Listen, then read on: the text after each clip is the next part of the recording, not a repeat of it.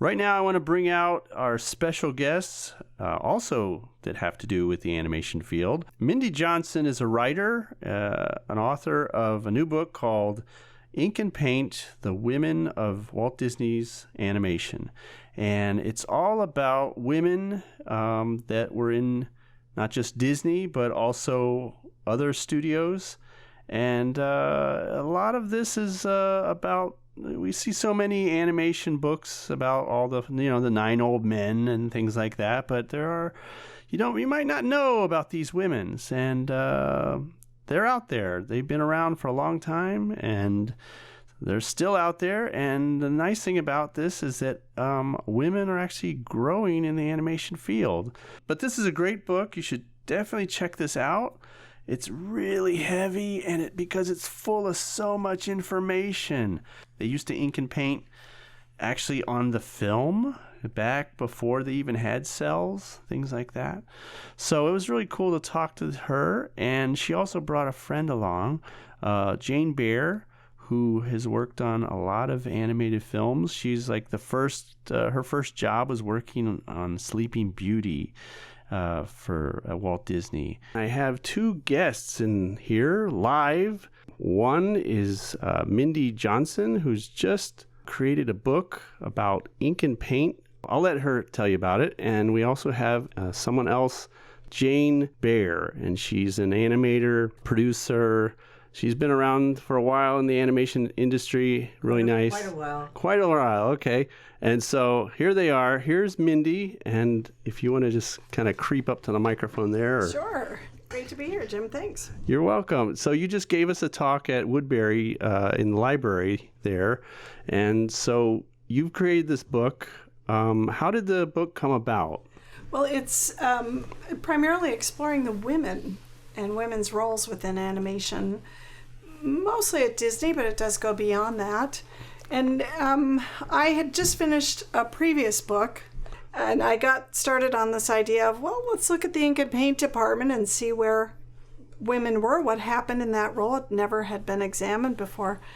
And my editor and I both thought it was going to be a very charming book, something very simple. Uh-huh. And about 8 months into researching it, I had to call and say, this is an entirely different story.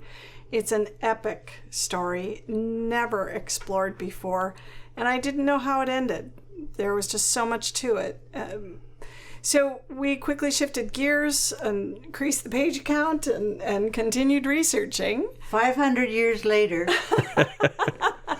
That's about it, yeah. Yeah, you gave a talk and you went over a lot of information. I thought it was just going to be about ink and paint, but you went into whole filmmaking, editing. Mm-hmm. Some of the women that were inkers or painters, they also were pilots, mm-hmm. and that was really interesting to hear. But a lot of them were sound. Was anyone into sound or into? There were women working in the sound departments at various times, at various productions, certainly during the war years. But the overarching point is women were everywhere from the very beginning, and where we thought there was maybe 1 or 2 women, Mary Blair, Retta Scott, there were thousands. It's the other half of our animated past that we knew nothing about.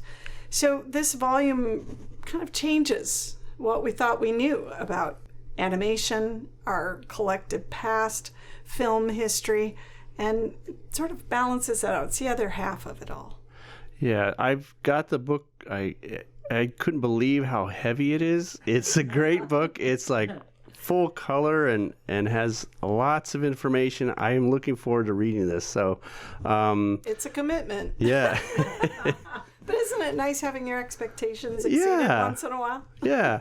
So Jane, now you're in this book, and also one of our instructors, Sue Croyer, is also in the book. Yes. And so how did you get into animation, I guess? I was going to Art Center, which at that time, and this was the 50s, it was located on West 3rd in Los Angeles in an wonderful old school with creaky floors that were covered in paint. It was just a great school.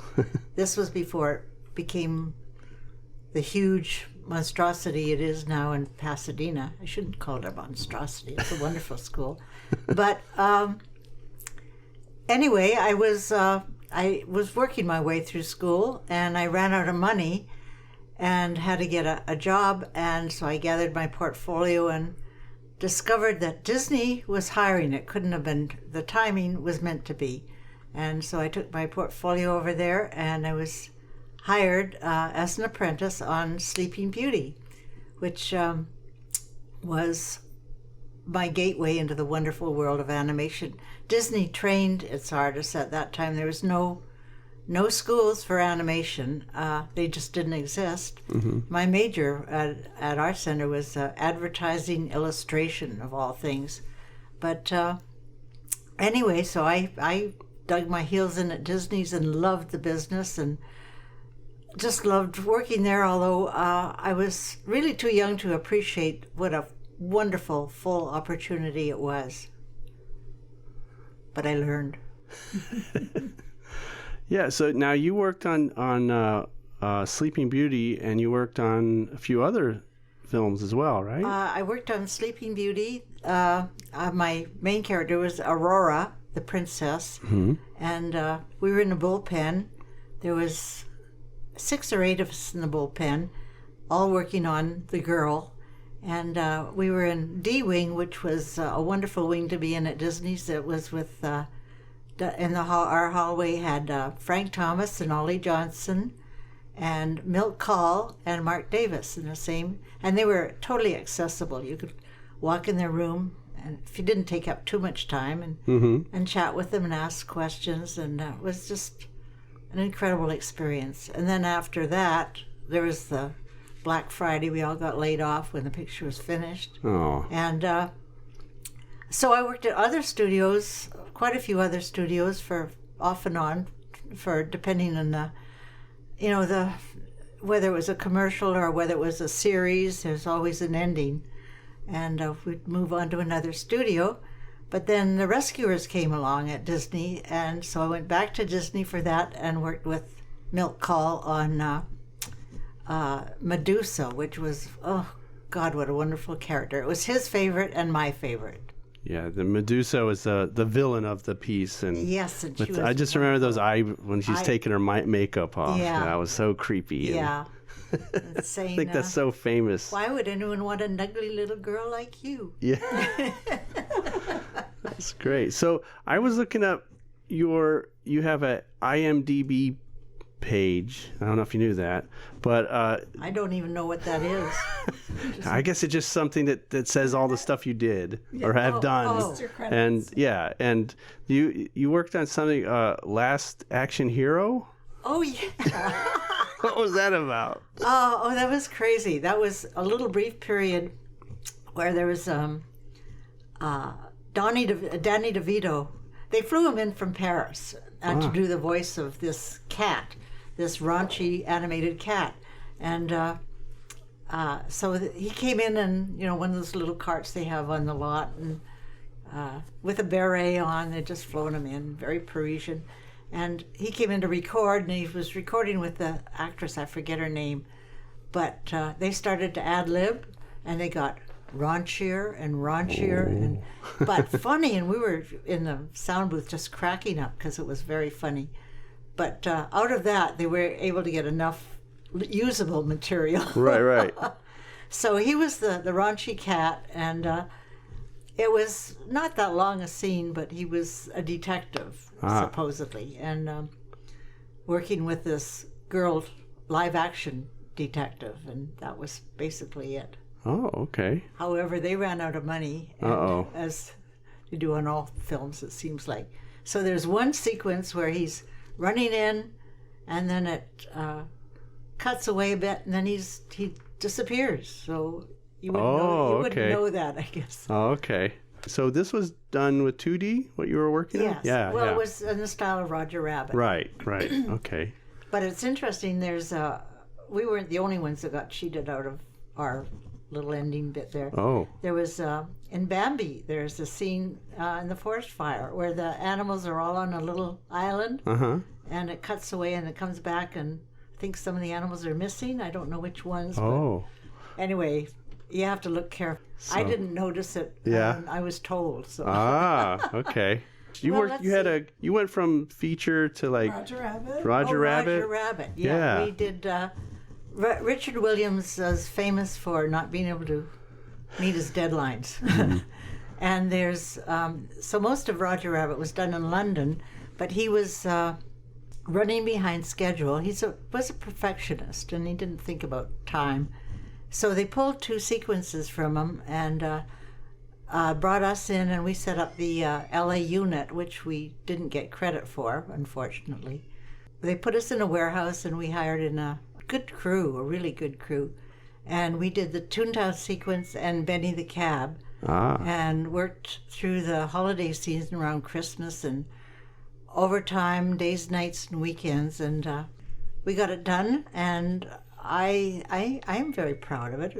Both are very nice, I think. So That's good. Do you think they'll ever make a Roger Rabbit 2? no, unfortunately, No. politically, politics. Technology's better. Oh yeah, Yeah. technology's changed, but even so, they could do it so much more less expensive now. But no, that's politics. But I don't want to ignore you, Mindy. So can you tell us about like anything? Just Well, I think hopefully your listeners are interested in animation and studying, hopefully, and exploring it. And it's a really exciting career and has been. But I think in terms of my work, what I bring to it is this wider understanding of our collective animated past. And I think people need to realize that women have always been there. We look at where we are today, and I know here there's a higher percentage of women in the classes than there are of guys, which is becoming the case across many animation studios. It's one of the largest increasing areas of study on campuses. Newest programs are created for animation, and the numbers amongst women are dramatically higher. Almost 3/4, if not 80 to 90% of the classes are women, which is great. But the problem is in the industry, the numbers are almost inverted still. And so we have a lot of educating to do. And I'm working to balance out the roles a little bit and to get executives and industry people and studio execs to understand that women have always been there. And their roles have made tremendous contributions, but we have this sort of unconscious bias, and we default to the male, which we love our men with pencils, we love our male animators, but there's plenty of room at the drawing board for everybody. And women brings really exciting, fresh views and perspectives and interpretations to stories and characters and environments. And we've been missing out of that. Everybody loses when you don't get that balanced look at things. So that's sort of been my mission and goal here with the research and the writing. I am teaching a class at another campus. I don't know if I'm allowed to say Cal Arts.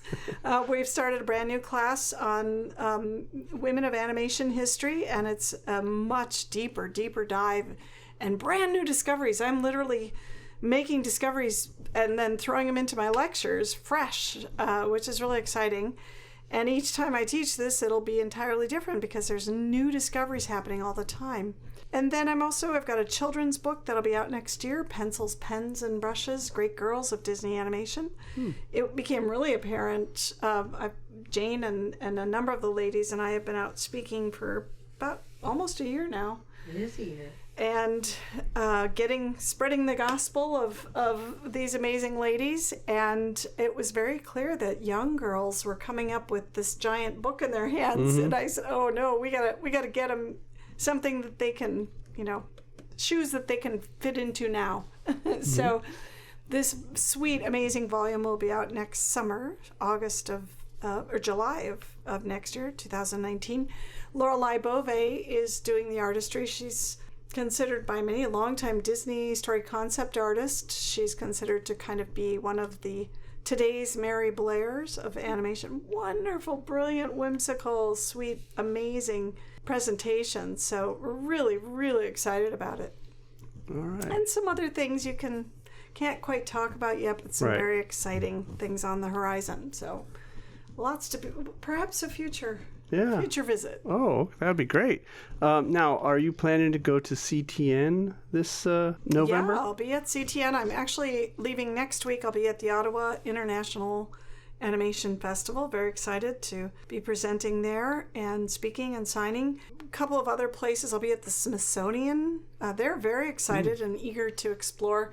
They want to amp up their animation collections and are so excited about the idea of balancing it with the women.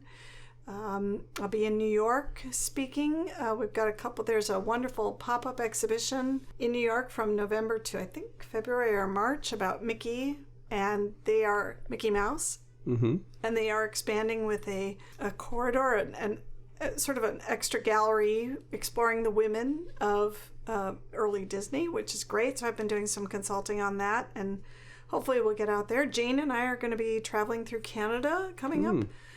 So quite a bit on the horizon, but yes, CTN is a big old definite on the calendar.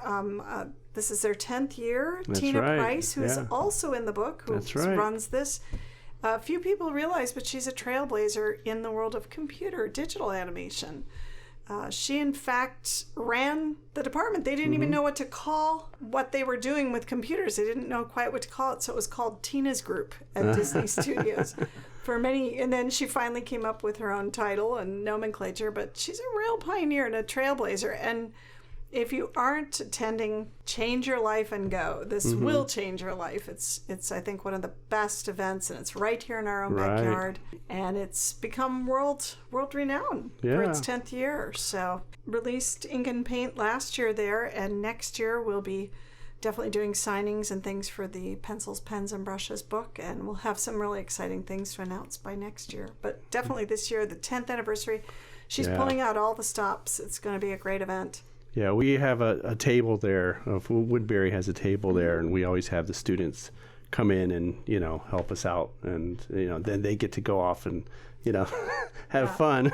It's a real must attend event, and it's some of the best immediate exposure to talent and artists that you're not going to get anywhere else. Again, what's the name of the book? Just to make sure we Ink and Paint, The Women of Walt Disney's Animation. So you should definitely pick that up, or at least go to the library and check it out. I want to thank Mindy and Jane for coming in. It's been fun. Yes. Oh, good. It's been fun. Check out Jane's work. You got to find her. You can find out more about where I'm speaking and Jane and with many other great ladies at mindyjohnsоncreative.com. And there's a calendar of different events and new announcements and things. So always check back. But be sure and get a copy of this book. It's an education all by itself. If you're going to be carrying it, you need a lot of muscle. You do. I put it in my backpack just now, and I have a heavy backpack anyway. I could barely pick it up. But it's an upper body workout. Yeah. But it's a good one. It's a good. It's heavy, but it's also a lot of knowledge in there. So that's good. Okay, well, thanks again for stopping in, and hopefully we'll see you at CTN. So. Yeah, definitely find us great. Thanks so much, Jim. All right. All best to your listeners. Keep animating. I want to thank Mindy Johnson and Jane Baer for coming in to this first episode of the Animated Educated podcast. I hope that you will, that's some history there.